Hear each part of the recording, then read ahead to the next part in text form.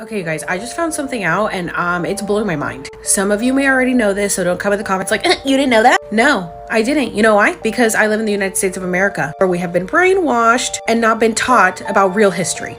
Okay, if you guys go to the first video on this playlist, the simulation, I filmed it on January 11th, 2021. And it was showing how all of the times were different on every clock, every digital clock.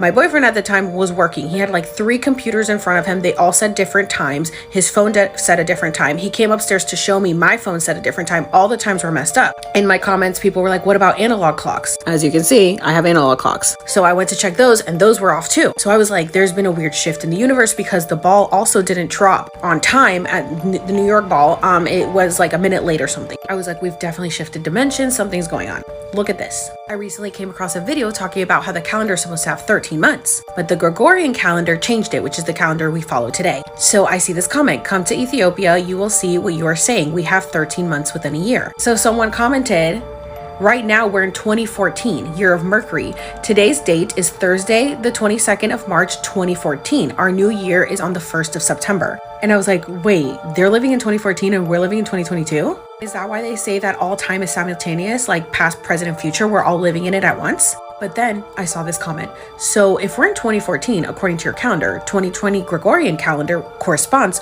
to 2012, your calendar, when the truth started to come out and people woke. So the Mayans were right. COVID really put everyone in 2020. Using your calendar, that means that the year 2012 was the end of the world. Mind blown. Okay, so of course I had to look up when our calendar started. It was in 1582. Ethiopian calendar started around AD 400. So they are obviously way more correct than we are. How many years did we lose switching to the Gregorian calendar? 8 years. We're lost in translation when the switch to the Gregorian calendar was made to the 15th century. And if you guys remember, the Mayan calendar says that the end of the world would be on December 21st, 2012. And even according to the Julian calendar, that would be on January 21st, 2020, when COVID was at its peak. So I'm freaking out in the middle of the night and I message my dear friend JK Ultra Jen. If you guys aren't following her, please go follow her, who's super into all this stuff. And I was like, girl, I'm sure you know this, but did you know this? And her and I are both freaking out because we didn't know this. So she goes and converts what day is December 21st, 2012 in the Ethiopian calendar. What does it calculate to us? December 31st, 2019.